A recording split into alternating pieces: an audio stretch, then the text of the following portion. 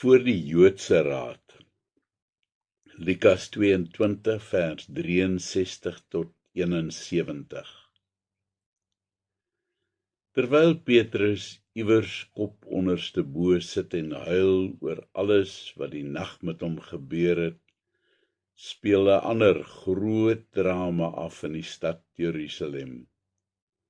Dit was eers 'n ruk later wat ooggetuies hom vertel het van wat daar met Jesus gebeur het. Petrus het in skok geluister na die verhaal van die gebeure wat daardie Vrydagoggend afgespeel het, terwyl hy homself gesit en bejammer het.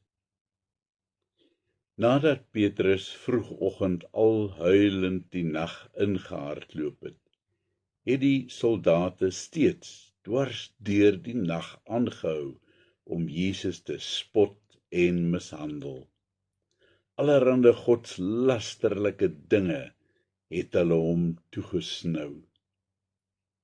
Jesus het stil gebly en nie 'n vinger verroer om homself te verdedig nie. Hy antwoord nie hulle koggelvrae nie. Jesus was besig om die wil en plan van God uit te voer en hy het dit meesterlik gedoen. Ten spyte van sy benarde situasie, dis nou menslik gesproke, was Jesus steeds in volle beheer van wat hier besig was om te gebeur. Sonder dat hulle dit besef het, was hierdie mense besig om presies te doen wat God wou hê hulle moes doen. En so het hulle die eeueoue profeseë vervul. Uiteindelik breek die dag en die Joodse Raad word inderhaas saamgeroep vir Jesus se verhoor. Volgens die Joodse wette kon hierdie verhoor slegs in die dag plaasvind. Dit is in skerp teenstelling met die manier waarop Jesus gevange geneem is.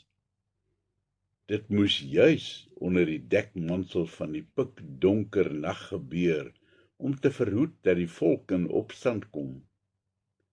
Die volksleiers gee skynheilig voor dat hulle in die lig wandel, maar hulle duistere dade word in die nag gepleeg. Op die banke sit hulle ingeryg, al die skrifgeleerdes en priesterhoofde, manne van die kerk, die volledige kerkraad. Hulle gee voor dat hulle God hierteen verteenwoordig, maar in hulle harte broei daar moord, want Jesus het hulle eer gekrenk toe hy hulle daar in die tempel veroordeel het. Dan word Jesus die hofsaal binnegelei, nie as regter nie, maar as beskuldigde. Hoe ironies, die regter wat eendag sal sit om die mensdom van alle tye te oordeel, moet nou staan as die aangeklaagde voor 'n regsbank van mense wat self skuldig is tot die dood toe. Vandag moet ons besef hoe uiters belangrik dit is dat 'n regter absoluut onberispelik moet lewe. Dis daarom dat die regter wat 'n tyd gelede gefonnis was oor sy dronkbestuur, die regslui so geskit het. Die vraag was gevra, hoe hy nog kon optree as 'n regter, as hy self skuldig bevind was. Hoe durf hy dan 'n oordeel oor ander uitspreek? Eintlik kom dit baie nader aan ons eie bas, want so dikwels wil ons oor mense oordeel. Ons skinder en praat oor iemand wat gestruikel het in die lewe, en wil dikwels dan sommer die arme mens verdoem. Ons durf dit slegs doen as ons self vlekkeloos is, sonder 'n sweempie van sonde. Geen mens op aarde kan aanspraak maak op so 'n rein lewe nie. Paulus stel dit onomwonde in Romeine 3 vers 23. Almal het gesondig en het nie deel aan die heerlikheid van God nie. In Lukas 6 vers 37 waarsku Jesus, moenie oordeel nie, en julle sal nie geoordeel word nie. Die raad wil poog om Jesus as 'n valse Christus te bewys, maar hy omseil hulle pogings elke keer. Hulle vra hom direk of hy dan die Christus is. Al sou ek dit vir julle sê, sal julle tog nie glo nie. Jesus kon dit nie beter stel nie.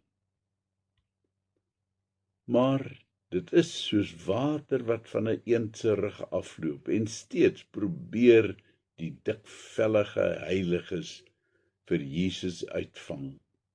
Dan is jy die seun van God?